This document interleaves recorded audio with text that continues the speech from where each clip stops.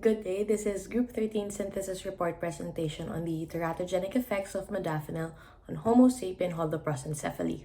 By the end of this presentation, the students are expected to explain the benefits and risks associated with modafinil intake, as well as its mode of action and the degradation, and to determine the teratogenic effect on neural development or brain development, specifically holoprosencephaly in Homo sapiens with reference to other species. Modafinil is a stimulant drug that is usually prescribed to those with EDS or excessive daytime sleepiness that can be caused by a plethora of sleeping disorder issues such as obstructive sleep apnea, narcolepsy. And right now, it's actually being focused on, or the attention is being diverted to whether or not this can help or alleviate the symptoms of cognitive disorders like depression or ADHD. And this is proven by research that's done by Yan et al. In 2021 and Zahed et al. In 2022. Also, it's being experimented on by its off-label uses to improve cognitive functions such as memory, both episodic and working memory, and this is proven by Zamanian et al. In 2023. Brule et al. 2019 actually notices that the public is having a growing dependence on modafinil because instead of seeing it as a means to improve EDS, it becomes a means of enhancing oneself because of the aforementioned benefits I stated earlier.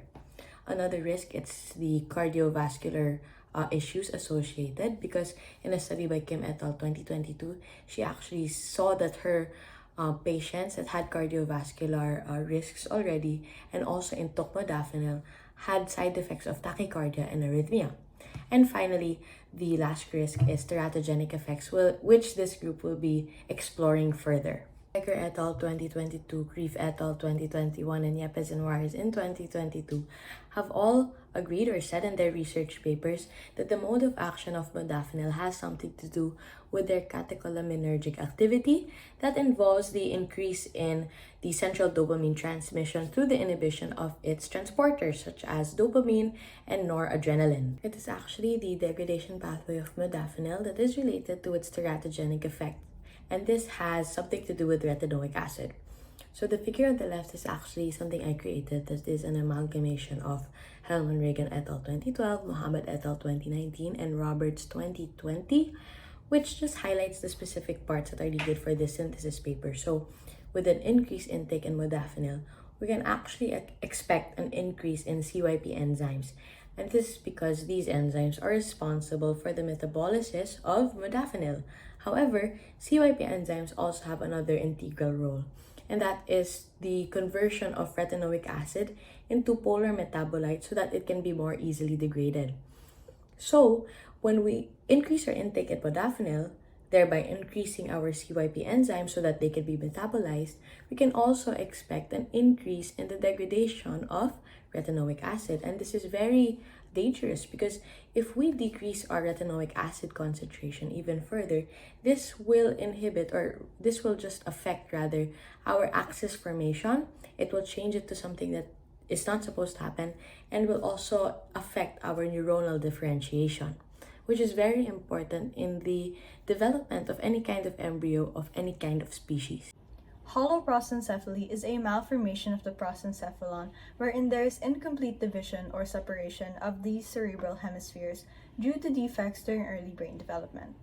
The degree and severity of incomplete separation varies, and the three main types are alobar, the most severe, wherein the brain did not divide at all; semilobar, characterized by partial division into two hemispheres; and lobar, the least severe type, which exhibits the most separation but still incomplete division of the frontal lobes. Early brain development and central nervous system patterning and development is a result of multiple signaling pathways such as FGF, BMPs, and sonic hedgehog pathways. Sonic hedgehog in specific highly regulates early forebrain development, so much so that mutation in SHH would cause holoprosencephaly. A study on mouse embryos revealed that the absence of SHH was a contributing factor to the development of holoprosencephaly, suggesting that abnormalities in SHH and its pathways can lead to holoprosencephaly in humans just as it did to mice. Retinoic acid also plays a crucial role in inducing SHH. The interference of RA function may cause a disruption in SHH signaling, leading to functional consequences. In a study on zebrafish, both high levels of Ra and Ra depletion have led to various morphological defects concerning brain development and patterning of the central nervous system similar to that of holoprosencephaly, suggesting the role of retinoic acid in human holoprosencephaly. Modafinil has already been experimentally proven to cause holoprosencephaly when administered to an embryonic chick. A study conducted by Wag, Hajara, and Dasai in 2021 studied its effects on avians, specifically Gallus domesticus, and they discovered that modafinil induced malformations such as somatogenesis, abnormal bending, cardiovascular abnormalities, and notably holoprosencephaly. They further concluded that the dosage of administered modafinil was directly related to the severity of the induced malformations. In the case of pregnancy, there have been studies conducted, such as that done by Leggett et al., that have discovered small yields of modafinil in breast milk of lactating women by means of a mother's consumption of modafinil when pregnant. To assess the relationship of modafinil exposure to a human embryo, Kaplan et al. And Dampier and Bro discovered that major congenital malformations occurred at significantly higher rates in embryos exposed to modafinil, especially during the first trimester. Thank you for that, Sofia. Now, as mentioned, modafinil exposure can cause significantly higher chances for MCM development. Some of these examples include congenital heart defects and cardiac malformations, hypospadias, a condition in males where the opening of the urethra is located on the underside of the penis instead of at the tip, and congenital torticollis, a condition wherein an infant's head is coiled and tilted to one side rather than it being straight and having equal distance to its shoulders. Furthermore, the exposure of mothers to modafinil at early trimesters of their pregnancy showed more prevalent signs of obesity, along with symptoms of narcolepsy, sclerosis, hyperactivity disorder, and high smoking rates. With this, there was a significant increase in development of MCMs in the unborn fetus, manifesting upon live birth and later growth stages. Now, with this, it's important to take note that the study mostly focused on the in utero effects of modafinil without taking other factors such as lifestyle, diet, and genetics into consideration. Overall, there was a strong and high association between this drug and malformations upon birth. And aside from the previously mentioned MCMs, the specific focus on holoprosencephaly showed high teratogenic effects of modafinil as well. The mechanisms show that the drug increased enzyme that contribute to the degradation of bioavailable retinoic acid, which led to the inhibition of proper sonic hedgehog or SHH regulation, which is crucial in fetal development, eventually leading to abnormal development, specifically craniofacial malformation or anomalies. Thus, proving the hypothesis to be correct, as modafinil does introduce severe teratogenic effects in the developmental process of holoprosencephaly during fetal development.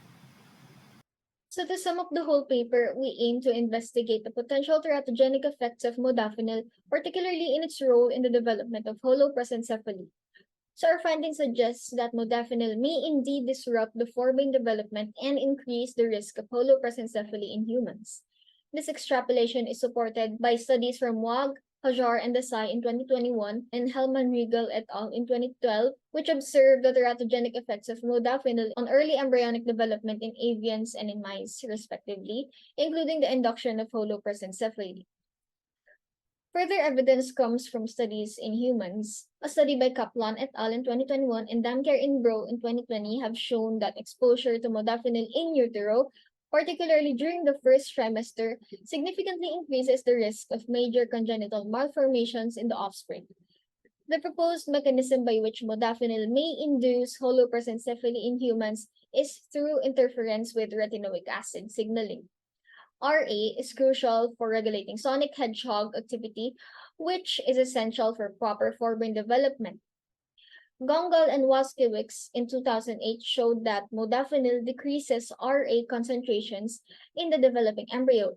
So this potentially disrupts the SHH signaling and leads to malformations in the forebrain.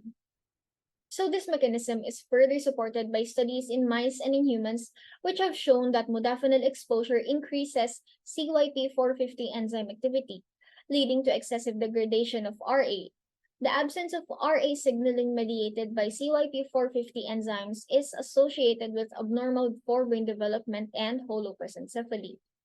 So in line with this, it is recommended to conduct further research to fully understand the teratogenic potential of modafinil in humans and to identify its mitigation strategies. This research could include in vitro and in vivo studies using human cell lines or tissues, as well as longitudinal studies to investigate the long-term effects of modafinil exposure on the offspring of pregnant women. So this ends our presentation on our synthesis paper on the teratogenic effects of modafinil on Homo sapien holoprosencephaly. A big thanks to everyone who helped in contributing to this output, and to Dr. Ron, who greatly guided and helped us in accomplishing this paper. We are deeply grateful for the learnings and insights that we have gained throughout this term.